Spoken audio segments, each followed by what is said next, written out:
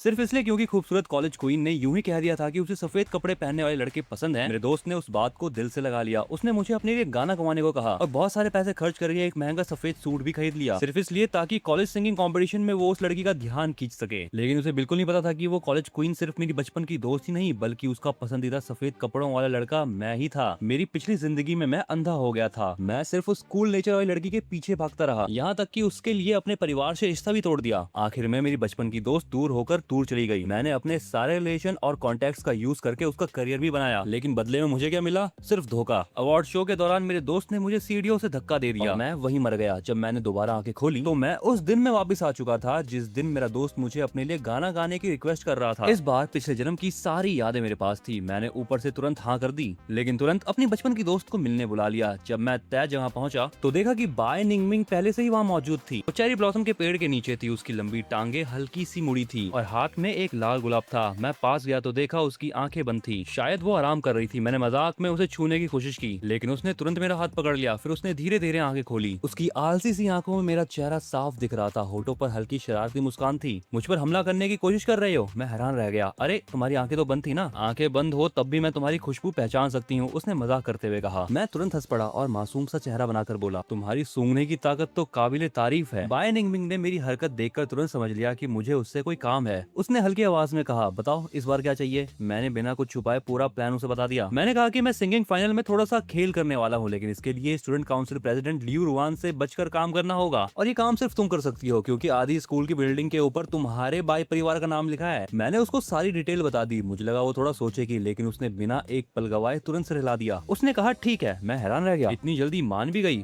तुम्हें ये अजीब नहीं लगा कि मैं अचानक अपने ही दोस्त के खिलाफ जाने लगा? मेरी आंखों की उलझन उसने तुरंत पढ़ ली। उसने हाथ उठाकर मेरे सर पर हल्की सी चपेट मारी। नालायक छोटे बच्चे, भूल गए कितनी बार तुम्हारी मुसीबतें मैंने संभाली हैं? ये तो बहुत छोटी बात है। अगर तुम किसी को मारने भी जाओगे तो मैं खुद चाकू तुम्हें पकड़ाऊंगी। मैं कुछ पल चुप रहा। हाँ, जब तक मैं किसी और की तरफ नहीं भागता वो हमेशा मेरी हर बात मानती थी। मैंने अचानक सिर उठाया और उसकी उन नरम आंखों में खो गया। तभी मुझे पिछले जन्म के वो आखिरी पल याद आ गए जब वो मेरे कान के पास टूट कर रो रही थी। मेरी आंखें तुरंत नम हो गई। मैंने कांपती आवाज में कहा, बाय निंगमिंग तुम सच में बहुत अच्छी हो। जमीन पर पड़ती धूप की चमक से मेरी आंखें चकरा गई तो मैंने जल्दी से खांस कर अपनी हालत छुपाई। उसने मुस्कुराकर कहा, इतनी अच्छी हूँ तो कोई इनाम नहीं दोगे? उसने तुरंत अपने होठ हल्के से ऊपर उठाए। बस वैसे ही मुझे फिर से निंगजी बुला दो, जैसे तुमने कल बुलाया था। उसकी इस बात को सुनकर मुझे क्लियर हो गया था कि उसे निंगजी बुलवाना बहुत पसंद था। अगर ये कोई आम दिन होता मेरे पिछले जन्म का तो मैं ये सब चीजें बिल्कुल नहीं करता, लेकिन इस समय मैं इतना इमोशनल हो चुका था कि उसे सिर्फ निंगजी कहना ही नहीं उसके लिए कुछ भी करने को तैयार था। मैंने हंसते हुए बोला, तो क्या मैं तुम्हें सच में अपनी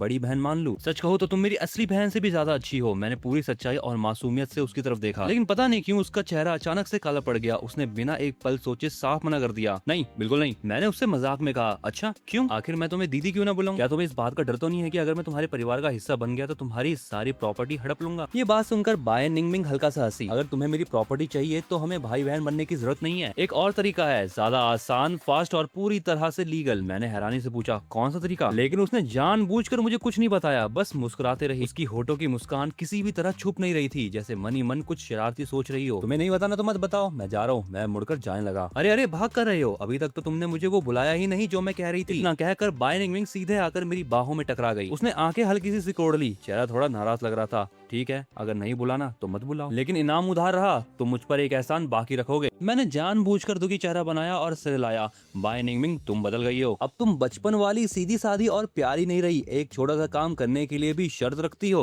वो धीरे से हंस पड़ी। अगर मैं थोड़ा चालाक नहीं बनूंगी तो देर सवेर तुम किसी और के साथ भाग जाओगे। तो कुछ समय बाद यूनिवर्सिटी के हॉल में एनुअल सिंगिंग कंपटीशन चालू हो चुका था। पूरा हॉल लोगों से भरा हुआ था। अलग अलग कॉलेजेस के leader, student council president, competitions के फैन क्लब और बड़े बड़े मीडिया रिपोर्टर सब वहाँ मौजूद थे। इस समय जी बॉक्साओ सफेद सूट पहनकर बैक स्टेज में खड़ा था। वो पर्दों के बीच में से स्टेज के नीचे झांक रहा था, लेकिन अगले ही पल वो पूरी तरह शॉक रह गया। उसका दिल तेजी से धड़कने लगा। बाय निंगमिंग भी यहाँ आई है। जैसे ही बाय निंगमिंग ने एंट्री ली पूरा हॉल शोर से गूंज उठा। बाय निंगमिंग अंदर आई, यहाँ तक कि प्रिंसिपल भी खुद अपनी सीट से उठ खड़े हुए और उसे सबसे आगे की खास वीआईपी सीट तक ले गए। जी बॉक्साओ यह देखकर अंदर ही अंदर खुशी से पागल हो गया। कमाल है, पहली लाइन की सीट, अब तो वो मुझे बिल्कुल साफ देख पाएगी। उसने अपने उसने सफेद सूट का कॉलर ठीक किया। आखिर उसने इस सूट को बनाने के लिए पूरे 2 महीने की पॉकेट मनी खर्च की थी और अब उसे लग रहा था कि उसकी मेहनत सच में सफल होने वाली है। उसने तुरंत मुझे मैसेज भेजा, आज पूरी ताकत लगा देना, पूरा हॉल मेरे शानदार परफॉर्मेंस का इंतजार कर रहा है। मैंने मैसेज पढ़कर हल्की मुस्कान के साथ जवाब दिया, चिंता मत करो, आज तुम्हारी इच्छा जरूर पूरी होगी। उधर बाइनिंग की दोस्त यूनियन सीट पर बैठते ही हैरान होकर पूछ बैठी, ओए बिंग, तुम्हें सिंगिंग कंपटीशन में कब से दिलचस्पी होने लगी? वो समझ ही नहीं पा रही थी कि आखिर निंग बिंग के दिमाग में चल क्या रहा है, क्योंकि बाय परिवार में आने वाले प्रोफेशनल सिंगर्स को भी निंग बिंग नहीं सुनती थी कभी ध्यान से, तो फिर ये घोड़ू जी बोसाओ का परफॉर्मेंस क्यों देखने के लिए सबसे आगे बैठी हुई है? ये बात उसके लिए काफी अजीब थी। तभी होस्ट ने ऊंची आवाज में घोषणा की, अब मंच पर आ रहे हैं अंतिम प्रतियोगी जी बॉक्साओ, वो हमारे लिए गाना गाएंगे, इज दिस इज लव। अगले ही पल एक बेहद मधुर और गहरी आवाज पूरे हॉल में गूंज उठी। सभी दर्शक चौंक गए, वाह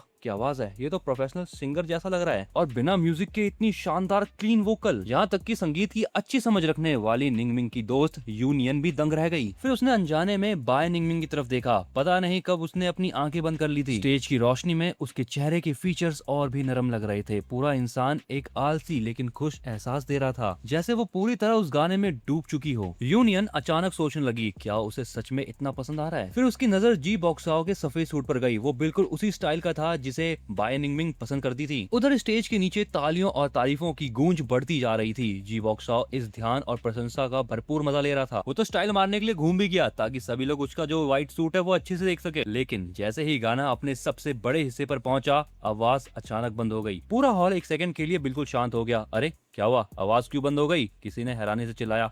रुको, उसका मुंह तो अभी भी चल रहा है, क्या माइक्रोफोन खराब हो गया? कुछ समय बाद जी बॉक्साओ को भी गड़बड़ समझ आ गई। वो घबरा कर रुक गया, उसका चेहरा डर से सफेद पड़ चुका था। स्टाफ तुरंत स्टेज पे चढ़ गया और इक्विपमेंट्स को चेक करने लगा। माइक तो बिल्कुल सही है, फिर आवाज अचानक गायब कैसे हो गई? क्या दूसरा माइक इस्तेमाल करे? नहीं, जी बॉक्साओ ने जल्दी से मना कर दिया। उसने खुद को शांत दिखाने की कोशिश करते हुए कहा, अगर इक्विपमेंट ठीक है तो मैं जारी रखता हूँ। उसने खास तौर पर जारी रखता हूँ पर जोर दी, लेकिन बैकग्राउंड में सन्नाटा बना रहा। वो तुरंत बोला, अभी बीच में थोड़ी रुकावट आ गई थी, मेरा फ्लो टूट गया, मैं बस 10 मिनट का ब्रेक चाहता हूँ। लेकिन अचानक से फिर से स्पीकरों से वो गाना वापस चालू हो गया। जी बॉक्साओ का चेहरा पल भर में पूरी तरह सफेद पड़ गया। पूरा हॉल अचानक शोर से फट पड़ा। ये क्या चल रहा है? ये घटिया इंसान टिकटॉकर्स की तरह लिप सिंक कर रहा था। लेकिन यहाँ तो रिकॉर्डेड म्यूजिक इस्तेमाल ही नहीं हो सकता। मतलब कोई और उसके लिए गा रहा था? ये भी कोई तरीका है? इसकी यूनिवर्सिटी वालों की तो इज्जत डूब गई। इतने के लिए इतनी बड़ी धोखाधड़ी। यूनियन मजे लेते हुए जोर से चिल्लाई, अरे आखिर असली गायक है कौन? कौन गा रहा था? उसकी आवाज सुनते ही पूरा हॉल उसी सवाल को दोहराने लगा। कैमरे इधर उधर तेजी से घूमने लगे। स्कूल के लीडर्स और जज आपस में नाराज होकर बातें करने लगे। फैंस और छात्रों के नजरों में बस अब नफरत साफ दिखाई दे रही। जी बॉक्साओ का तो मन कर रहा था कि वो जमीन फटे और अंदर चले जाए, क्योंकि उस समय पर जी बॉक्साओ सीधे आसमान से जमीन पर आ गिरा। अभी कुछ सेकंड पहले वो खुद को पूरे हॉल का स्टार समझ रहा था, लेकिन अब शर्म से उसका चेहरा सफेद पड़ चुका था। उसका मन कर रहा था कि वो तुरंत वहाँ से भाग जाए, लेकिन जैसे ही वो मुड़ने लगा, स्टेज का पर्दा धीरे धीरे खुलने लगा। चमड़े की जूतों की शांत आवाज और उस अच्छे गाने की धुन साथ साथ गूंज उठी। अगले ही पल एक बेहद खूबसूरत लड़का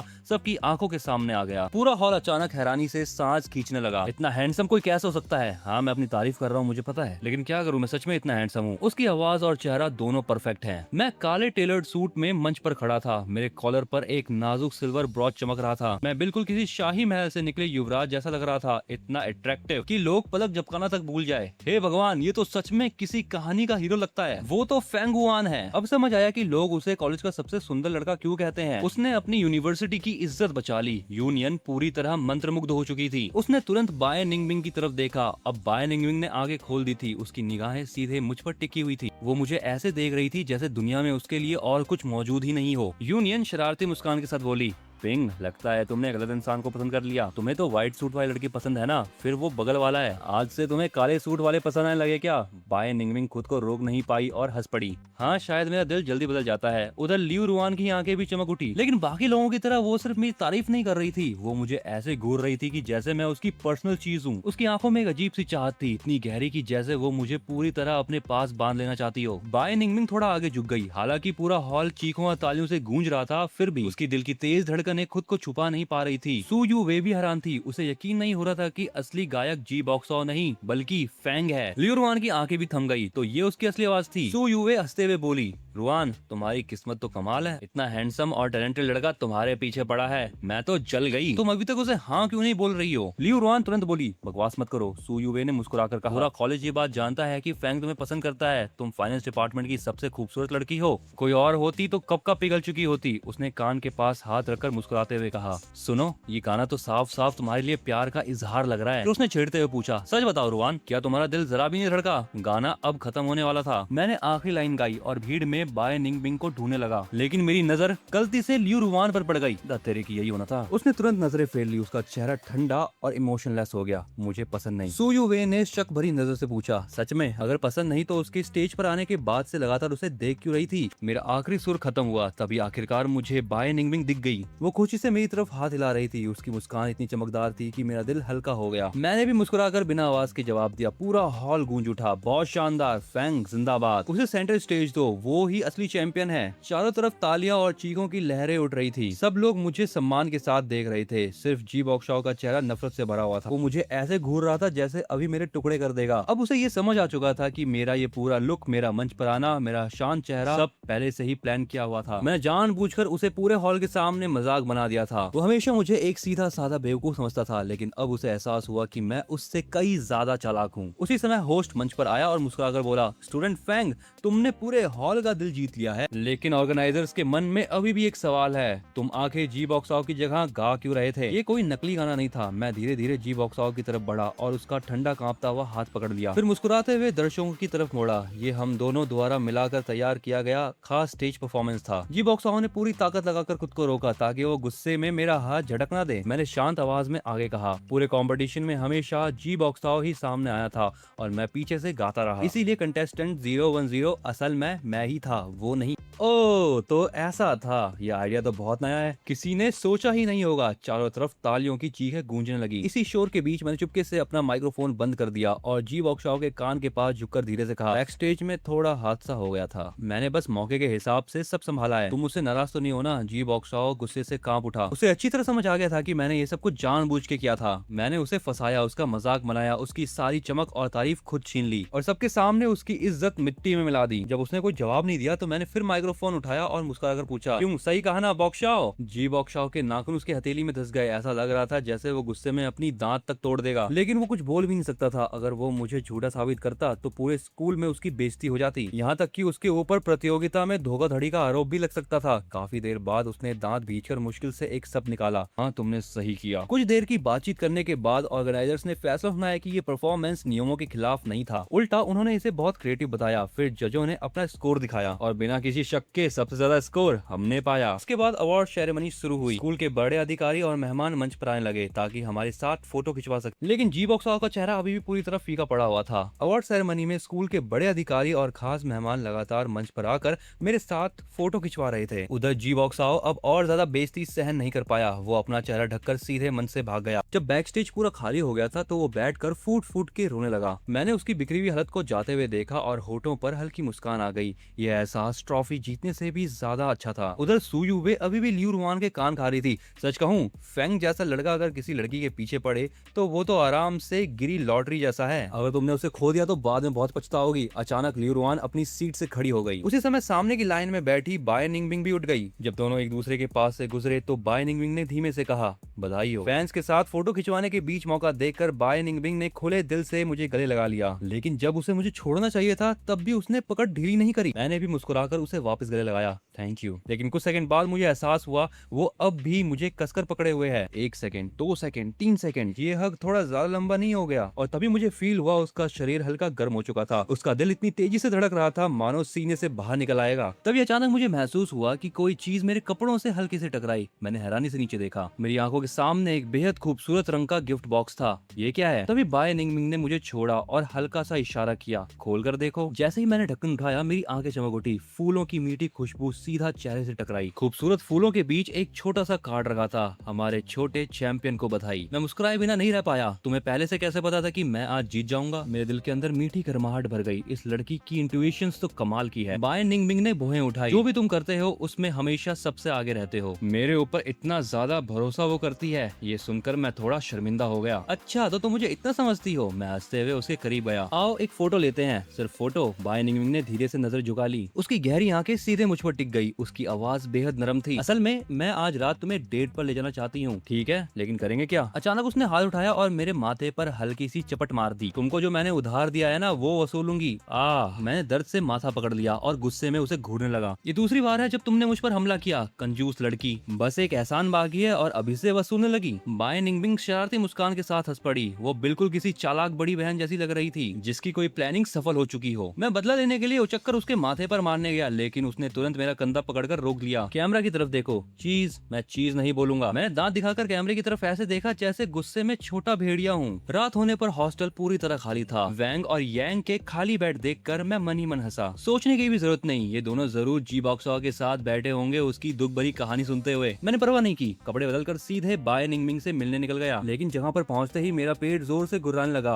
मुझे तुरंत पछतावा हुआ। अगर मुझे पता होता कि मेरे बेवकूफ दोस्त यांग और वैंग मुझे अकेला छोड़ देंगे तो मैं बाय निंगमिंग को रेस्टोरेंट वाला सुझाव कभी नहीं देता, उसे सीधा घर ले जाता। लेकिन अब तो भूख से हालत खराब हो रही थी। मैं सोच रहा था कि उससे पूछूं कि उसने खाना खाया या नहीं कि तभी बाय निंगमिंग ने जादू की तरह अपनी पीठ के पीछे से एक ट्रांसपेरेंट केक बॉक्स निकाला। उसके अंदर मेरी पसंद की चीज थी, butterfly pastries, Mont Blanc cake, mango crepes और ढेर सारे स्नैक्स। ये सब कुछ देखकर मेरे मुंह में तो पानी आ गया। मैंने पूछा, ये सब मेरे लिए? मैंने चमकती आंखों से उसकी तरफ देखा। वो मुस्कुराई। तुम्हारे अलावा और कौन इतना मीठा खाने का शौकीन है? अरे बहुत सारे लड़कों को मिठाई पसंद होती है। मैं मुंह से बहस कर रहा था और पैकेट फाड़ चुका था डेजर्ट के। जैसे ही उसका नरम मीठा स्वाद मुंह में घुला, मेरे दिल में अचानक अजीब सी कसक उठी। फूल, केक, मुझे ये सब मिले कितना समय हो गया था। पिछले जन्म में मैं बेवकूफों की तरह लियू रुआन के पीछे भागता रहा, उसके लिए अपनी सारी हदें पार कर दी, सब कुछ दिया, यहाँ तक कि अपनी सेहत भी खराब कर ली, लेकिन तब भी मुझे कभी प्यार महसूस नहीं हुआ। और अब इन प्यार से तैयार की गई मिठाइयों को देखकर मुझे पहली बार एहसास हुआ कि किसी के द्वारा सच में चाहा जाना कैसा लगता है। तो सच में दुनिया में ऐसे लोग भी हैं जो मेरी सफलता पर मुझे फूल दे सके और उन्हें मेरी हर छोटी पसंद भी याद रहे। मैंने धीरे से सर उठाया और उसे बस देखता रहा। उसकी आंखें, उसकी नाक, उसका चेहरा, उसकी हर एक चीज मेरी आंखों में बसती जा रही थी। मैं धीरे से बुदबुदाया, बाय निंगमिंग, तुम इतनी अच्छी क्यों हो? मेरी आवाज कांप रही थी। मैं उसके थोड़ा और करीब जाने वाला था, लेकिन अचानक उसने हाथ बढ़ाकर मेरी आंखें ढक दी और जल्दी से हमारे बीच दूरी बना ली। क्या कर रही हो? मैंने शिकायत की। वो हल्का सा मुस्कुराई, क्योंकि मुझे लगने लगा है कि तुम ज्यादा ही खूबसूरत होते जा रहे हो। लगता है मेरी पसंद अचानक बहुत अच्छी हो गई है। फिर उसने हाथ आया, उसके होठों पर वही मुस्कान थी। बस ये बात समझने में तुम्हें थोड़ी देर हो गई। दीदी हमेशा इतनी सुंदर थी। यार तुम तो बड़ी नार्सिसिस्ट हो। मैं हंसते हुए मॉन्ट ब्लैक का एक चम्मच खाने लगा। धीमी रात की हवा चल रही थी, फूलों की खुशबू और केक की मिठास हवा में घुल चुकी थी और मेरे पास मेरी बचपन की दोस्त बैठी थी। सब कुछ सपने जैसा शांत और खूबसूरत लग रहा था। जो साथ पहले मुझे बहुत नॉर्मल लगा करता था, अब वो सबसे कीमती एहसास बन चुका था। तभी मुझे याद आया, वैसे तुम जो रिवॉर्ड चाहती थी वो क्या है? बाय निंगमिंग की आंखें अचानक गहरी हो गई। उसने कहा, मेरा बीवी बन जाओ। क्या? मैं पूरी तरह चौंक गया और चेस्टनट क्रीम गले में अटक गई। मैं जोर जोर से खांसने लगा। पता नहीं मैं शॉक्ड था या डरा हुआ। वो जल्दी से मेरे पास आई और मेरी पीठ सहलाने लगी। उसका नरम शरीर धीरे से मेरे करीब झुक गया। उसकी लंबी आंखें सिकुड़ गई। मैंने तो फुटबॉल बेबी कहा था, तुम क्या सोच रहे थे? मेरा चेहरा तुरंत लाल हो गया। मैंने शर्म और गुस्से में उसे घूरा। गलती तुम्हारी है, तुमने जानबूझकर वैसे बोला। वो धीमे से हंस पड़ी। उसकी नजर मेरे लाल चेहरे पर घूम गई। फिर उसने होठ काटते हुए पूछा,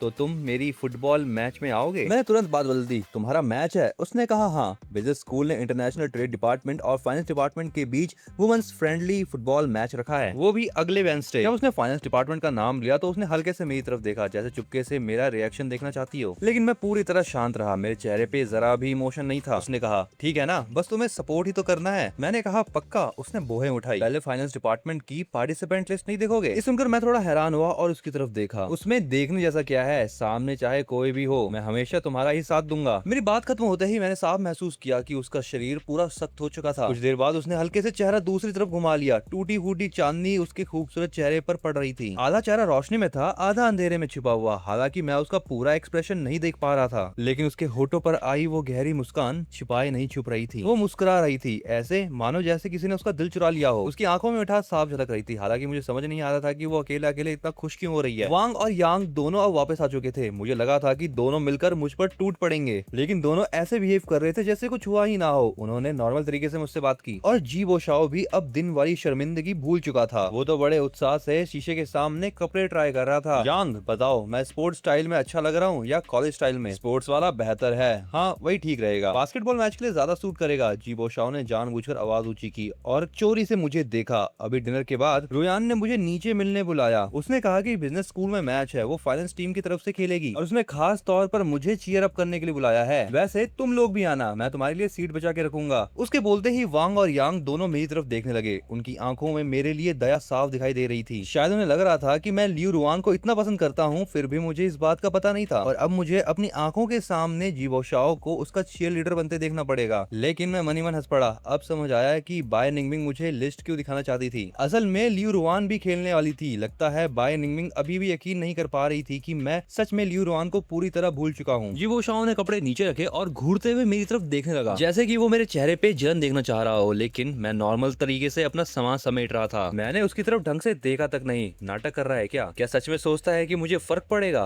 देखते ही देखते वेंसडे आ गया। जिंग यूनिवर्सिटी का मैदान लोगों से भरा हुआ था। बिजनेस स्कूल द्वारा आयोजित इंटरनेशनल ट्रेड और फाइनेंस डिपार्टमेंट के बीच की दोस्ताना फुटबॉल मैच में बहुत ज्यादा ही लोग आ गए थे। यहाँ तक कि दूसरे कॉलेजों के छात्र भी देखने आ गए थे। मैं जानता था कि ये सभी लोग यहाँ पर क्यों आए हैं। बाय निंगमिंग और लियू रुआन, ये दोनों ही बहुत ज्यादा खूबसूरत और मशहूर थी। मैं मैदान के किनारे खड़ा था और ये सब देखकर मन ही मन खुश हो रहा था। मैच शुरू भी नहीं हुआ था, लेकिन मैदान के चारों तरफ भीड़ उमड़ चुकी थी। हवा में जोश और युवाओं का उत्साह भरा हुआ था। जीवो शाओ सिर ऊंचा करके फाइनेंस डिपार्टमेंट की मेल चीयर टीम को लेकर आगे बढ़ा। लियू रुआन ने अनजाने में उसके पीछे देखा, लेकिन उसे सिर्फ वांग और यांग दिखाई दिए। उसकी निगाहें अब खुद ब खुद रुक गई। अरे निंगजी, इंटरनेशनल ट्रेड डिपार्टमेंट की यू नियान बोली, जरा उधर तो देखो कितनी जोरदार चीयरिंग हो रही है और हमारी तरफ कितना सन्नाटा है। तुम्हारे इतने सारे फैन हैं जो रोज तुम्हारे पीछे घूमते रहते हैं, लेकिन आज जरूरत के समय एक भी नहीं दिख रहा। कौन कहता ही नहीं है। बाय निंगमिंग ने अपनी लंबी उंगलियों पर गेंद घुमाई। फुटबॉल उसकी उंगलियों पर तेजी से घूमने लगी। उसने मुस्कुराकर कहा, ये क्या है? सिर्फ हैंडसम होने से क्या फायदा? मुझे असली मदद चाहिए। यूनियन की बात पूरी भी नहीं हुई थी कि अचानक चारों तरफ जोरदार चीखें गूंज उठी और उसी पल मेरी एंट्री हुई। आज मैंने खास तौर पर एक साफ सुथरी कॉलेज स्टाइल यूनिफॉर्म पहनी थी। व्हाइट शर्ट की शानदार फिटिंग मेरी पर्सनैलिटी को निखार रही थी। अनगिनत निगाहें आग की तरह मेरे चेहरे पर टिक गई। क्या वो फैंग है? वो तो बिल्कुल स्कूल रोमांस मांगा के हीरो जैसा लग रहा है। चिंग यूनिवर्सिटी का सबसे हैंडसम लड़का,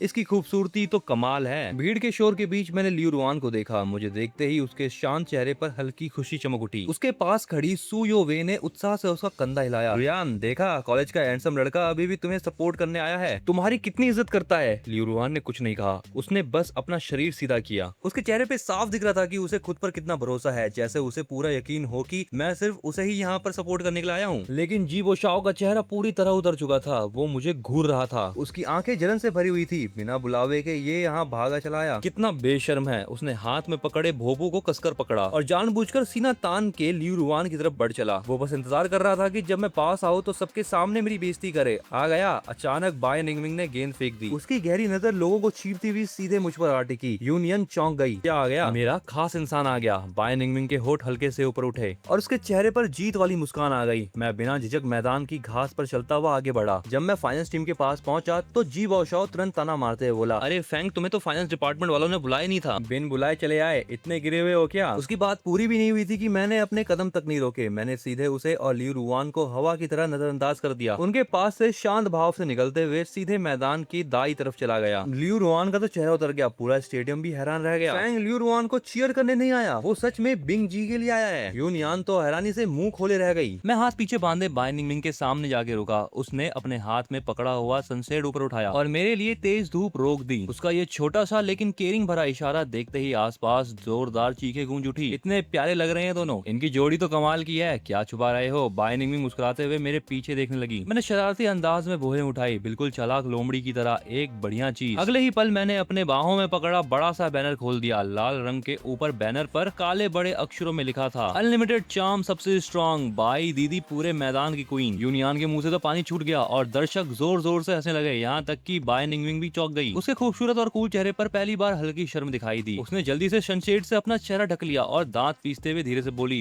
फैंग, तुम कितने क्रिंज हो। मैंने कहा, तो क्या हुआ, मेरी पर्सनैलिटी पे सूट भी करता है। मैं शरारती मुस्कान से उसके पास गया और उसका बैनर हटाने लगा। शर्माओ मत मैडम, जरा खुलकर दिखाओ ना। उसने मेरे माथे पर मारने की कोशिश की, लेकिन मैं फुर्ती से बच गया। हमारी तरफ खूब मस्ती चल रही थी, जबकि दूसरी तरफ लियू रुआन का चेहरा इतना काला पड़ चुका था जैसे अभी बारिश हो जाएगी। सू यूवे बस अजीब सी मुस्कान के साथ सिर खुजलाती रही। उसकी हिम्मत नहीं हुई कुछ बोलने की और जीवो शाओ तो गुस्से में हाथ में पकड़े भोपू को तो अब कुचलने ही वाला था। उसे समझ ही नहीं आ रहा था कि मैं और बाय निंगमिंग इतने करीब कब हो गए। क्या तुम्हारे लिए बड़ा स्पीकर लेके चीयर करूं? मैंने बैनर समेटते हुए पूछा और जेब से कुछ निकालने लगा। जरूरत नहीं, लेकिन बाय निंगमिंग ने तुरंत मुझे रोक दिया। उसकी आवाज बहुत धीमी थी, लेकिन उसमें प्रेशर भरा इमोशन साफ था। अगर तुम ऐसे ही करते रहे तो मैं मैच पर ध्यान नहीं दे पाऊंगी। उसने सिर घुमाया। उसकी आंखों में अभी ईगो और फ्रीडम साफ दिखाई दे रही थी। मैच शुरू होने वाला था। कितने गोल चाहिए? मैंने फाइनेंस टीम की तरफ देखा और हंसते हुए बोला, इनको पूरी तरह कुचल दो। बाय निंगमिंग कुछ कह पाती उससे पहले ही इंटरनेशनल ट्रेड टीम के खिलाड़ी हंस पड़े। अचानक सीटी बजी और मजेदार फ्रेंडली मैच अब किसी वॉर जैसा बन गया था। बाय निंगमिंग और लिू रुआन दोनों स्टार फॉरवर्ड सीधे आमने सामने आ गई। बाय निंगमिंग गेंद लेकर पेनल्टी एरिया में घुसी और लिू रुआन उसे रोकने के लिए पूरी ताकत लगा रही थी,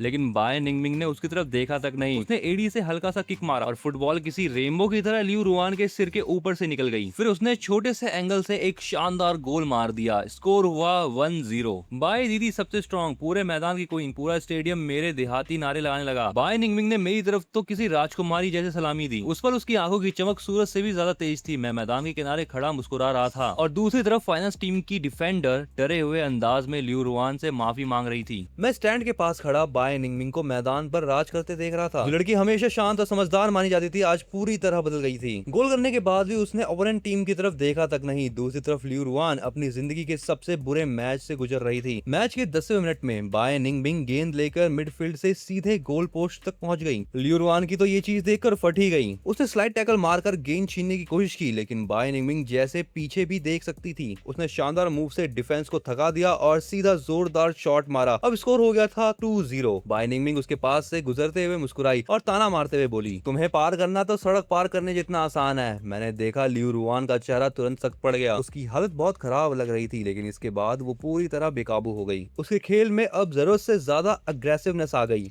यहाँ तक कि खतरनाक फाउल की वजह से रेफरी ने उसको येलो कार्ड दे दिया। लेकिन इतनी मेहनत के बावजूद भी वो इंटरनेशनल ट्रेड टीम को रोक नहीं पाई। स्कोर तेजी से बढ़ता गया। बाय दीदी बहुत जबरदस्त है। दर्शकों की चीखें स्टेडियम हिला रही थी। फाइनेंस टीम तो बच्चों जैसी लग रही है। यांग और वांग साथ खड़े थे, दोनों ही सीरियस होकर मैच देख रहे थे। यांग वांग से पूछता है, क्या तुम्हें नहीं लगता कि निंगमिंग और लिू रुआन के बीच माहौल बहुत खतरनाक है? वांग धीरे से बोला, अरे थोड़ा रुको। फिर उसकी नजर मेरी तरफ गई। उसने धीमे से कहा, कहीं ये सब कुछ फैंग की वजह से तो नहीं हो रहा? बिल्कुल नहीं, जी वॉशॉ अचानक गुस्से से चिल्लाया। फैंग आखिर है ही क्या? मिस बाय उसे जानती ही कितनी दिनों से है। वो लिू रुआन को उसके लिए टारगेट क्यों करेगी? लिू रुआन बस जीतना चाहती है। हर चीज को उससे जोड़ना बंद करो। मैं ठंडी हंसी हंस पड़ा। मैंने उसकी बातों पर ध्यान नहीं दिया। थोड़ी देर बाद बाय निंगमिंग ने एक जबरदस्त लॉन्ग रेंज गोल मारा। रेफरी ने मैच खत्म होने की सीटी बजा दी। स्कोर था 7-0। ये पूरी तरह एक तरफा हार थी। पूरा स्टेडियम उत्साह से भर उठा। हर कोई बाय निंगमिंग की तरफ दौड़ पड़ा, लेकिन वो सबको साइड करते हुए सीधा मेरी तरफ चलते हुए आ रही थी और उसके हाथ में एक चमचमाता हुआ मेडल भी था। वो मेरे सामने आके रुक गई। डूबते सूरज की रोशनी उसके हल्के बिखरे बालों पर पड़ रही थी, जिससे सुनहरी चमक निकल रही थी। उसने हल्का सा सिर झुकाया और गर्म नजरों से मुझे देखा। मेरे गले में पहना दो। मैंने मेडल लिया और धीरे से उसके गले में डाल दिया। लेकिन जैसे ही मैंने उसको मेडल पहनाया, उसने अचानक मुझे अपनी बाहों में खींच लिया। चारों तरफ शोर और कैमरों की क्लिक्स की आवाजें गूंज उठी। उसकी इस अचानक हरकत से मेरा दिल एक पल के लिए रुक सा गया। हिलो मत। उसने अपना हाथ मेरी गर्दन के पास रखा और शरारती बच्ची की तरह मुस्कुराई। पहले तुमने लिू रुआन को गले लगाया था, अब मैं जीत गई हूँ तो एक हक तो बनता है ना। उसकी आवाज में छिपी हल्की शिकायत सुनकर मैं खुद को मुस्कुराने से रोक नहीं पाया। मैंने भी उसे वापस गले लगा लिया। बधाई हो। उसने मेरी बाहों में गर्माहट महसूस की और भीड़ के पार दूर खड़ी उदास चेहरे वाली लिू रुआन को चुनौती भरी नजरों से देखा। लिू रुआन हमें गले लगाते हुए देख रही थी। उसकी आंखें हल्की लाल हो गई थी। उसने गुस्से में अपनी मुट्ठियां कस ली। पास खड़ी सू योवे उसे समझाने की कोशिश कर रही थी। रोयान, ज्यादा मत सोचो, ये जरूर फैंग की कोई नई चाल होगी। जानबूझकर दूर खड़े रहकर जलाने वाली ट्रिक, समझी ना? वो जानबूझकर बाय निंगमिंग को इस्तेमाल कर रहा है ताकि तुम्हें जलाए। लिू रुआन ने कुछ भी नहीं कहा, बस लगातार मुझे घूरती रही। उसकी भौहें गुस्से से सिकुड़ गई थी। ओह माय गॉड, पूरा फॉरम फट पड़ा था। फैंग और बाय निंगमिंग ने सबके सामने मैदान में हक किया। क्या वो दोनों रिलेशनशिप में हैं? अगर है तो फिर लिू रुआन का क्या होगा कौन जाने। लेकिन फैंग की पर्सनैलिटी इतनी शानदार है, हो सकता है कि वो किसी अमीर फैमिली से हो, तभी तो बाय फैमिली के बराबर लगता है। मैं वॉशरूम में गया, अभी सिंक तक पहुंचा भी नहीं था कि बाहर कुछ लड़कों की गॉसिप सुनाई दी। बकवास मत करो, जी वॉकशाओ की तीखी आवाज अचानक गूंजी। फैंग कोई बड़ा आदमी नहीं है, उसका परिवार तो कबाड़ का काम करता है। उसने खुद मुझे बताया था। कबाड़ वाला? लड़के हैरानी से चिल्ला पड़े। फिर उसके पास डोनेशन देने के लिए इतने पैसे कहां से आए और वो इतने महंगे कपड़े कैसे पहनता है? जी वॉकशाओ आईने के सामने बाल ठीक करते हुए बोला और ठंडी हंसी हंसा। हर अमीर सर्कल में रहने वाला लड़का अमीर घर का नहीं होता। कुछ लोग पैसे कमाने के लिए और भी काम करते हैं उस लाइन में, समझ रहे हो ना? उस लाइन में बहुत जल्दी पैसा आता है। इतना कहकर वो घमंड से चला गया। मैं आइसक्रीम खाते हुए हॉस्टल में दाखिल हुआ और सामने वांग और यांग से टकरा गया। उन दोनों के चेहरे पर चापलूसी भरी मुस्कान थी। खाओगे? मैंने कैजुअली उनको आइसक्रीम दे दी। उन्होंने पैकेट देखा तो उनकी आंखें फटी रह गई। ये सुपरमार्केट की बेहद महंगी इंपोर्ट इम्पोर्टेड आइसक्रीम थी जिसकी कीमत उनकी एक दिन के खर्च से भी ज्यादा थी। थैंक यू युआन भाई, यांग ने पैकेट खोलते हुए कहा। उसकी आवाज में शर्म साफ झलक रही थी। सॉरी यार, पिछले हफ्ते फाइनल मैच में हम जानबूझकर नहीं आए थे। कोई बात नहीं, मैंने उनकी बात बीच में काट दी। मैं अच्छी तरह जानता था वो लोग बस इसलिए मेरे करीब आ रहे हैं क्योंकि उन्हें लग रहा है कि मैं अब फिर अमीर हो गया हूँ और शायद उनके काम आ सकता हूँ। वो तो बस ग्रेजुएशन के बाद अपने फ्यूचर के लिए रास्ता बना रहे थे। युआन भाई, तुम सच में बदल गए हो, वांग पास आकर बोला। उसकी आवाज बड़ा चढ़ाकर भरी हुई थी। अब तो तुम बहुत चमकते हो, जैसे कोई सितारा। पहले वाला मैं बस एक हैंडसम और बेजान लड़का था जो हर समय सिर्फ लियू रुआन के पीछे घूमता रहता था, जिससे सब परेशान हो जाते थे। लेकिन अब का मैं, चाहे मैदान में चीयर करना हो या स्टेज पर गाना, ऐसा लग रहा था कि जैसे मैं फिर से जी उठा हूँ। वैसे युआन भाई, क्या पिछली बार माइक्रोफोन तुमने जानबूझकर खराब किया था? ऐसा नहीं हो सकता। हाँ, मैंने ही किया था। मैंने शांति से आइसक्रीम की एक और बाइट ली। कमरे की हवा अचानक जम सी गई। दोनों की मुस्कान चेहरे पर अटक गई। उन्होंने जबरदस्ती हंसने की कोशिश करी और चुपचाप अपनी सीट पर लौट गए। मुझे भी बात बढ़ाने में दिलचस्पी नहीं थी। मेरे दिमाग में बस यही चल रहा था कि घर वालों से माफी कैसे मांगू। जैसे ही मैं क्लासरूम में दाखिल हुआ, मेरा मजाकिया सीट में फैन जी मिल गया। वाह, क्या कोइंसिडेंस है, तुम भी इस बेकार ऑप्शनल सब्जेक्ट में फंस गए। वो हंसते हुए बोला और मुझे कोहनी मारी। मैंने थक कर माथा पकड़ लिया। मेरे बहुत क्रेडिट कम है, अगर अब पूरे नहीं किए तो ग्रेजुएशन रुक जाएगी। इतने में क्लासरूम के दरवाजे पर अचानक सफेद कपड़ों में एक लड़की दिखाई दी। जैसे ही वो किताबें लेकर अंदर आई, पूरी क्लास में हलचल मच गई। लियू रुआन, वो यहाँ कैसे? इतनी टॉपर लड़की को भी क्रेडिट्स पूरे करने हैं, कहीं वो फैंग के लिए तो यहाँ नहीं आई? मैं एक पल के लिए चौंक गया। मुझे याद था कि वो कभी ऐसी आसान क्लास नहीं लेती जो बिल्कुल भी चुनौतीपूर्ण ना हो। हमारी नजरें मिली और मेरे दिल में हल्की ठंडक दौड़ गई। कहीं उसे ऐसा तो नहीं लगा कि मैंने उसे पीछा करने के लिए जानबूझकर ये क्लास चुनी है? पहले की तरह वो आम तौर पर तुरंत वापस चली जाती, लेकिन इस बार सबकी उम्मीदों के उलट वो बिना कुछ बोले सीढ़ियां उतर कर आई और सीधे मेरे सामने वाली सीट पर बैठ गई। फैंग जी के अंदर का गॉसिप लवर तुरंत जाग उठा। वो मुझे बार बार इशारे करने लगा, लेकिन मैंने भी अनदेखा कर दिया और चुपचाप किताब खोल ली। शायद उसके लिए मैं बस हवा जैसा था और अब मैंने भी तय कर लिया था कि अब उसे सिर्फ एक बैकग्राउंड कैरेक्टर की तरह देखूंगा। आज सब लोग मिलकर मॉडल बनाएंगे। टीचर एक बैग में ब्लाइंड बॉक्स लेकर क्लास में आए। कोई इंस्ट्रक्शन मैनुअल नहीं होगा, 1.5 घंटे के अंदर इसे पूरा करना है। नंबर क्रेडिट्स में जुड़ेंगे, एक दूसरे की मदद भी ले सकते हो। फैंग जी ने बॉक्स खोला और ढेर सारे पार्ट्स देकर चिल्ला पड़ा, ये क्या चीज है यार? फैंग भाई, सामने तो टॉपर बैठी है, जल्दी से पूछ लो। मैंने बिना सिर उठाए जवाब दिया। मेरे हाथ आराम से पार्ट्स जोड़ रहे थे। तुम पूछ लो, मैं कर लूंगा। क्या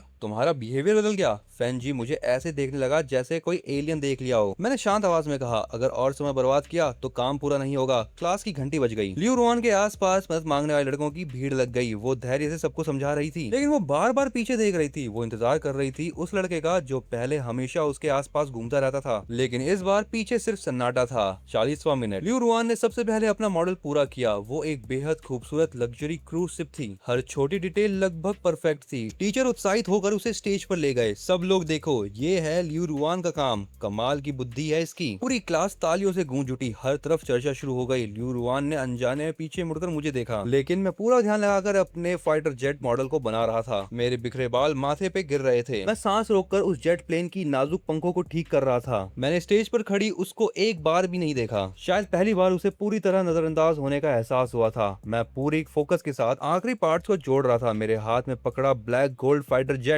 हल्का कांप रहा था। आखिरकार उसका स्ट्रक्चर बन चुका था। सबको लियू रुआन से सीखना चाहिए। और किसी का मॉडल तैयार हुआ। स्टेज पर खड़े टीचर की आंखों में खुशी थी। इसके बाद एक एक करके सबने अपने मॉडल जमा किए। टीचर ने नंबर दिए और ताली बजाकर बोले, क्लास के बाद एक ग्रुप प्रोजेक्ट भी होगा, उसके नंबर भी क्रेडिट्स में जुड़ेंगे। मैं कुछ ग्रुप लीडर चुनूंगा, बाकी लोग खुद आवेदन कर सकते हैं। पहला नाम था लियू रुआन। ये बिल्कुल भी हैरानी की बात नहीं थी। सबने अपने नाम कागज पर लिखकर आगे भेज दिए। मेरे बगल में बैठा फैन जी उत्साहित होकर फटाफट एक कागज फाड़ने लगा। उसने अपना नाम लिखा, फिर मेरी तरफ देखा। मैं अभी भी अपनी फाइटर जेट में लगा हुआ था, तो उसने अपनी मर्जी से मेरा नाम भी उसमें जोड़ दिया। मुझे उस वक्त इसका पता नहीं था। बाद में फैन जी की जुबान फिसली, तब मुझे मालूम हुआ। जब लियू रुआन उन छोटे मोटे आवेदन पत्रों को देख रही थी, वो एक एक करके सबको अलग रख रही थी। लेकिन जैसे ही उसने मेरा नाम देखा, उसके हमेशा ठंडे रहने वाले होठों पर हल्की सी मुस्कान आ गई। आखिरकार खत्म हुआ। मैंने लंबी सांस छोड़ी। जल्दी जल्दी काम करके मैंने घंटी बजने से पहले अपना ब्लैक गोल्ड फाइटर जेट जमा कर दिया। काफी शानदार है, बस स्पीड थोड़ी धीमी थी। 90 नंबर। टीचर ने चश्मा ठीक करते हुए कहा, थैंक यू टीचर। मैंने रात की सांस ली। मुझे बस पास होकर क्रेडिट चाहिए थे, बाकी चीजों की मुझे परवाह नहीं थी। ठीक है, क्लास खत्म। मैं इतने सारे मॉडल एक साथ नहीं ले जा सकता। सब लोग अपनी पसंद का एक मॉडल यादगार के तौर पर ले जाओ। इतना सुनते ही पूरी क्लास आगे टूट पड़ी। मैं नीचे सिर करके बैग पैक कर रहा था, इसीलिए मैंने ध्यान नहीं दिया कि लियू रुआन स्टेज पर गई। 95 से ज्यादा नंबर वाले शानदार मॉडलों के बीच उसने जानबूझकर कोने में रखा मेरा साधारण सा ब्लैक गोल्ड फाइटर जेट उठा लिया। जब मैं बैग उठाकर जाने लगा तभी टीचर ने मुझे रोक लिया। उन्होंने एक खूबसूरत शिप मॉडल मेरे हाथ में थमा दिया। ये इस क्लास का इकलौता फुल मार्क वाला मॉडल है। तुम्हें मॉडल बनाने में दिलचस्पी लगती है, इसे घर लेकर जाओ, सीखने के लिए इस्तेमाल करना। मैंने नीचे देखा, उसके बेस पर लाल रंग में लिखा था 100 और उसके साथ नाम लियू रुआन। मैं तुरंत मना करना चाहता था, थैंक यू टीचर, लेकिन रहने दीजिए। मेरा इसमें कोई खास टैलेंट नहीं है, लेकिन मेरे बोलने से पहले स्टेज पर रखे बाकी मॉडल सब लोग उठा ले चुके थे। टीचर ने हाथ हिलाकर कहा, टैलेंट नहीं है तो और सीखो, रख लो इसे। इतना कहकर वो चले गए। अब क्लास में बस कुछ लड़के बचे थे। सब मुझे जलन भरी नजरों से देख रहे थे, कुछ तो चोरी से फोटो भी लेने लगे। इसकी किस्मत कितनी अच्छी है, इसे लियू रुआन का मॉडल मिल गया। सही कहा, वो तो लियू रुआन को बहुत पसंद करता है। इतनी खूबसूरत लड़की के हाथ का बना मॉडल पाकर अंदर ही अंदर खुशी से पागल हो गया होगा। क्या खुशी? मैंने हल्के से नीचे देखा, मेरे हाथ में वो शिप थी जिसे सब खजाना मान रहे थे। मेरे होठों पर मुस्कान आ गई। अगर ये पिछली जिंदगी होती तो शायद मैं सच में बेहद खुश हो जाता, शायद सोते वक्त भी इसे हाथ में पकड़ के रखता। लेकिन अब मैं सीधा क्लास से बाहर चला गया और बिना हिचकिचाए हाथ घुमाया। मैंने उस फुल मार्क्स वाले मॉडल को सीधे कॉरिडोर के डस्टबिन में फेंक दिया। वीकेंड की सुबह थी, मैं अभी आधी नींद में था, तभी फोन जोर जोर से वाइब्रेट करने लगा। मैंने मुश्किल से आंखें खोली। इलेक्टिव क्लास के ग्रुप में नया मैसेज आया था, सुबह 10 बजे पहला ग्रुप स्कूल लाइब्रेरी में प्रोजेक्ट के लिए इकट्ठा होगा। ग्रुप लीडर लियू रुआन, उसके साथ बहुत सारे मेंबर्स भी थे और उनमें मेरा भी नाम था। जैसे ही मैंने अपना नाम देखा, मेरी बची हुई नींद तुरंत उड़ गई। मेरा नाम इसमें कैसे आया? मैं पूरी तरह हैरान रह गया। फिर फैंग जी के प्राइवेट मैसेज लगातार आने लगे। भाई फैंग, तुझे सच में लियू रुआन ने चुन लिया, कमाल हो गया, सच में कमाल। जब उसने नाम पढ़े थे मुझे लगा था कि तेरा नाम जरूर काट देगी। आखिर पहले ग्रुप में आने के लिए इतने लोग लाइन में थे, लेकिन सब इतना आसानी से हो गया। तेरा सालों पुराना एक तरफा प्यार आखिर उम्मीद देखने लगा। तो ये सब इस लड़के की चाल थी। मैंने बेबस होकर आंखें बंद कर ली, गुस्से में दांत भींच लिए, उंगलियां तेजी से स्क्रीन पर चलने लगी। आखिर किसने कहा था मेरी मदद करने को? उधर से तुरंत जवाब आया, अरे हमारी मजबूत दोस्ती के लिए तेरे दिल की बात मैं ही समझूंगा क्या? इतना इमोशनल मत हो, बाद में हॉटपॉट वाली पार्टी दे देना। उसे खुद की हरकत पर इतना खुश देखकर मेरे अंदर टाइप करने की ताकत नहीं बची, इसलिए मैंने सीधा वॉइस मैसेज भेजा, जब तो इतना मददगार है तो आज का ग्रुप असाइनमेंट और अटेंडेंस तू ही कर दियो मेरी, क्योंकि मैं नहीं आ रहा। क्या? पान जी ने हैरान आवाज में मैसेज भेजा, मुझे तेरी क्रश के पास जाने का इतना बड़ा मौका मिल रहा है और तू मना कर रहा है? हाँ, नहीं जाना, जिसे जाना है वो जाए। उधर कुछ देर सन्नाटा छा गया। शायद उसने जिंदगी में पहली बार देखा था कि मैं लियू रुआन को नजरअंदाज कर रहा हूँ। पहले तो चाहे आसमान टूट पड़े, मैं रेंग कर भी उससे मिलने पहुंच जाता था। मैंने गहरी सांस ली और आखिरी हथियार निकाला, काम हो जाए तो 3 बार तुझे हॉटपॉट खिलाऊंगा। हो गया काम, आपका वफादार नौकर हाजिर है खिदमत में। अब फान जियान पूरी तरह मान गया। मुझे लगा बात यहीं खत्म हो गई, लेकिन रात 10:30 बजे उसके मैसेजेस मुझे मशीन गन की तरह आने लगे, साथ में लाइब्रेरी की चोरी छिपे ली गई तस्वीरें भी। भाई फैंग, आज तू नहीं आया, बहुत घाटा हो गया। ग्रुप लीडर बेहद खूबसूरत लग रही थी। मैंने फोटो खोली और एक नजर डाली। तस्वीरों में लियू रुआन हमेशा से अलग दिख रही थी। उसकी रोज वाली व्हाइट शर्ट गायब थी, आज उसने हल्के आसमानी रंग की ड्रेस पहनी थी। उसकी चिल्ड और दूर रहने वाली पर्सनैलिटी आज इस ड्रेस में बेहद जीवंत और शाही लग रही थी। फान जी अब भी ग्रुप में उत्साह से लाइव कमेंट्री कर रहा था। उसने 3 सेकंड की लंबी वॉइस नोट भेजी। उसकी आवाज में पूरा आश्चर्य भरा था। अरे भाई, अंदाजा लगा अभी क्या हुआ? एक लड़के ने कहा कि हल्का मेकअप करके वो किसी फिल्म स्टार से भी ज्यादा सुंदर लगती है, और उसने अचानक पूछ लिया, तो दूसरी लड़की से तुलना करो तो हे भगवान, ये तो साफ साफ मिस बाई की खूबसूरती की तुलना कर रहा था। वॉइस नोट सुनते ही मैं हल्का मुस्कुराया, थोड़ी बोहें ऊंची कर ली। ये बर्फ की रानी भी अब अपने लुक्स पर फिक्र करने लगी। फान जी के मैसेज लगातार आने लगे। एक लड़की उसकी खुशामद करने लगी। उसने सीना ठोकर लियू रुआन से कहा, अगर मैं लड़का होता तो जरूर तुम्हें पसंद करती। पास बैठे लड़के भी तुरंत से हिलाने लगे। आखिर मिस बाई जैसी लड़की के बारे में सोचने की भी किसी की हिम्मत नहीं थी। लेकिन पता है सबसे अजीब बात क्या थी? लियू रुआन ने ये सुनकर जैसे कुछ याद कर लिया हो, वो मुस्कुरा दी। उसका मूड बहुत अच्छा लग रहा था, उसके चेहरे पे लगातार मुस्कान थी। मैंने स्क्रीन पर लिखे मैसेज देखे और बिना किसी इमोशन के फोन लॉक कर दिया। फिर करवट लेकर कंबल ओढ़ लिया। वो हंसे या ना हंसे, किसी से मुकाबला करे, कोई फर्क नहीं पड़ता मुझे। अब मैं बस उससे जितना दूर रह सकूं रहना चाहता था। उधर फान जी जल्दी जल्दी लाइब्रेरी पहुंचा। उसकी आवाज में माफी थी, सॉरी मैं लेट तो नहीं हुआ। लियू रुआन ने सिर उठाया। उसकी नजर उसके पीछे दरवाजे की तरफ गई। फैंग कहाँ है? फांग जी ने समझाया। उसे अचानक काम आ गया। उसने मुझे असाइनमेंट और अटेंडेंस देने भेजा है। लियू रुआन की आगे तुरंत ठंडी हो गई। उसने सख्त आवाज में कहा, नहीं चलेगा, मेरे ग्रुप में सबको खुद आना होगा। फांग जी सुनकर शौक रह गया। उसे उसकी शक्ति पर गुस्सा तो आया, लेकिन कह नहीं पाया। उसी समय मैं उठने ही वाला था कि अचानक फोन बज उठा। इलेक्टिव ग्रुप में मेरा नाम टैग किया गया था। लियू रुआन ने मैसेज भेजा, ग्रुप असाइनमेंट के लिए खुद प्रेजेंट होना जरूरी है, वरना क्रेडिट कट जाएगा। मैंने आगे सिकोड़ ली और मुझे गुस्सा आ रहा था, जबकि दूसरों की जगह साइन करना तो आम बात थी। फिर भी लियू रुआन जानबूझकर मुझे परेशान कर रही थी, तो मुझे ग्रुप में शामिल करना भी सिर्फ मुझे तंग करने के लिए था। कुछ देर तक सोचने के बाद मैंने जवाब दिया, असाइनमेंट वहीं छोड़ दो, मैं बाद में आ जाऊंगा। काफी देर इंतजार के बाद बाकी ग्रुप मेंबर एक एक करके चले गए, लेकिन लियू रुआन अभी भी वहीं बैठी थी बिना हिले। दोपहर के समय मैं धीरे धीरे लाइब्रेरी में पहुंचा। अंदर आते ही देखा लियू रुआन लड़कों से घिरी हुई थी। उसकी रूममेट्स की नजरें भी मेरी तरफ मुड़ गई। कमरे की हल्की हंसी अचानक रुक गई। गई और उसकी जगह ताने भरी मुस्कानें आ गई। तभी लियू रुआन ने धीमी आवाज में पुकारा, फैंग इधर आओ। उसकी आवाज ठंडी थी लेकिन उसमें एक दबाव था जिसे ठुकराना मुश्किल था। चारों तरफ हल्की हंसी गूंज उठी। मैं वहीं रुक गया, मेरी आंखें ठंडी हो गई। पिछली जिंदगी में मैं आखिर कैसे चुपचाप ये सब सहता रहा। मैं पलटकर जवाब देने ही वाला था कि तभी डू जुआन लड़खड़ाते हुए खड़ी हुई। उसके शरीर से हल्की सी बदबू आ रही थी। अरे हमारा दीवाना आ गया फिर से लियू रुआन के पीछे आया है ना। वो लड़खड़ाते हुए मेरी तरफ बढ़ी। उसको देखते ही मैं एक कदम पीछे हट गया। अचानक डू जुआन ने मेरे पास आकर उल्टी कर दी और उसकी उल्टी की वजह से मेरा कोट खराब हो गया। मेरा चेहरा तुरंत पीला पड़ गया, पूरा शरीर जकड़ गया। लियू रुआन की आंखें अचानक बदल गई। वो तुरंत खड़ी हो गई। ओह तुम्हारे कपड़े गंदे कर दिए, सॉरी दोपहर से ज्यादा पीली थी। उसके चेहरे पे मुस्कान थी, जरा भी पछतावा नहीं था। लियू रुआन जल्दी से पास आई। वो मेरे कपड़ों पर लगे दाग देखने लगी। वो बोली, मैं इसकी भरपाई कर दूंगी। मैंने ठंडे अंदाज में हाथ लाया। जरूरत नहीं, गंदी चीजें मैं दोबारा इस्तेमाल नहीं करता। इतना कहकर मैंने कोट उतार दिया और उसे कचरे की तरह जमीन पर फेंक दिया। फिर बिना पीछे देखे चला गया। लियू रुआन वहीं खड़ी रह गई। उसके दिल में पहले कभी न महसूस हुई उलझन उठ रही थी। उसे बार बार मेरी अभी वाली ठंडी और बेरुखी भरी नजर याद आ रही थी। वो झुककर जमीन पर बड़ा कोट खाने लगी। डू जुआन दरवाजे की तरफ देखकर हैरान हो गई। अरे वाह, इसे गुस्सा भी आता है। अरे रुआन, पहले तो तुम इसे जितना चाहे उतना रिजेक्ट करती थी, इसे कोई फर्क नहीं पड़ता था। तो अब उसकी बात पूरी ही नहीं हुई थी कि अचानक से लियू रुआन ने उसका कॉलर पकड़ लिया और किसी मरे हुए कुत्ते की तरह घसीटते हुए सीधे वॉशरूम की तरफ ले गई। रुआन तुम क्या कर रही हो? अचानक पानी बहने की तेज आवाज गूंजी। लियू रुआन ने ठंडा पानी पूरा खोल दिया और सिंक को तेजी से भर दिया। फिर उसने डू जुआन का सिर जोर से बर्फ जैसे ठंडे पानी में दबा दिया। बार बार उसे बाहर खींचती और फिर वापस पानी में दबा देती। उसके मुंह और नाक में ठंडा पानी भर गया। वो ठीक से चीख भी नहीं पा रही थी। लियू रुआन ऊपर से उसे घूर रही थी। उसकी आंखें पानी से भी ज्यादा ठंडी थी। तुम्हारा नशा उतार रही हूँ। पूरा स्टडी एरिया खामोश हो गया। सबने सांस रोककर ये नजारा देखा। हर किसी की रूह कांप गई थी। किसी ने सोचा नहीं था कि हमेशा शांत रहने वाली प्रेसिडेंट इतने गुस्से में फट पड़ेगी। लग रहा था कि वो उतनी बेरहम नहीं जितना लोग उसे समझते थे।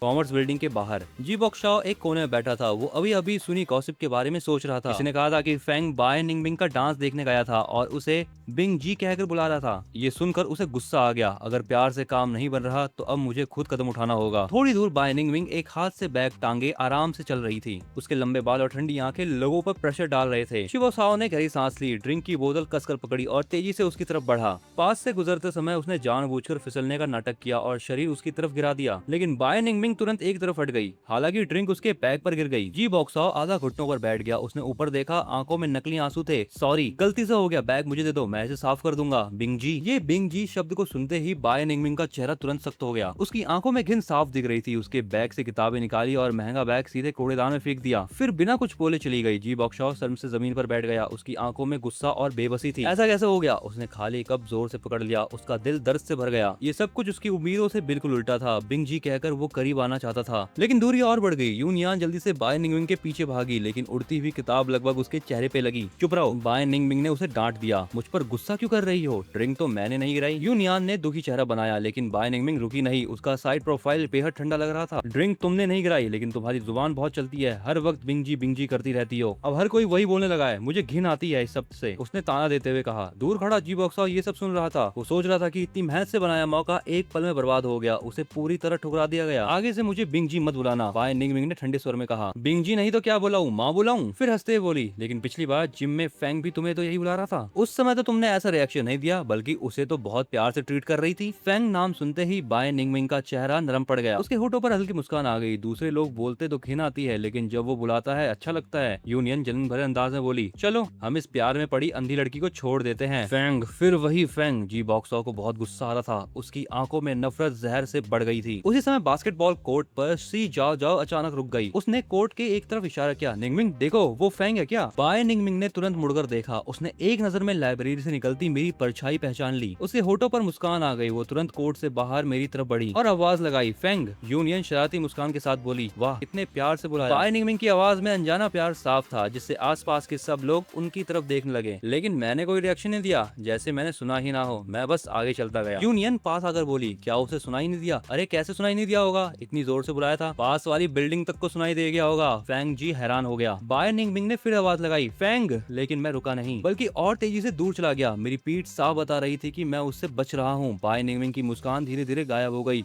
यूनियन भी अब असहज हो गई। उसे अब समझ नहीं आया कि माहौल कैसे संभाले। बिंगजी, लगता है वो सच में तुमसे बात नहीं करना चाहता। कहीं सी जा जाओ की बात सच तो नहीं? यूनियन ने धीरे से पूछा। उसकी आंखों में शक साफ था। पिछली बार जिम में सी जा जाओ ने बिंगजी को चेतावनी दी थी कि कहीं फैंग उसका इस्तेमाल तो नहीं कर रहा। तभी सी जा जाओ ने चुपकर फोन निकाला। उसका चेहरा सीरियस हो गया। एक नई खबर आई है, फुटबॉल मैच के बाद लिू रुआन और फेंग वान ने एक ही इलेक्टिव क्लास चुनी है और दोनों एक दूसरे को गिफ्ट भी देते हैं। आज की इस वीडियो को हम यहीं तक रखते हैं गाइस। अगर तुम्हें ऐसी और कमाल की वीडियोस देखनी है तो चैनल को चेकआउट करो। मैंने बहुत सारी स्टोरीज कवर करी है। अगर तुम्हें इस वीडियो को पार्ट 2 देखना है तो वीडियो को लाइक करना मत भूलना और अपडेट्स के लिए चैनल को चेकआउट करते रहना। अगर तुम्हें और ऐसी कमाल की वीडियोस देखनी है तो तुम्हारे सामने वीडियोस आ रही होंगी, इन्हें भी चेकआउट जरूर करना।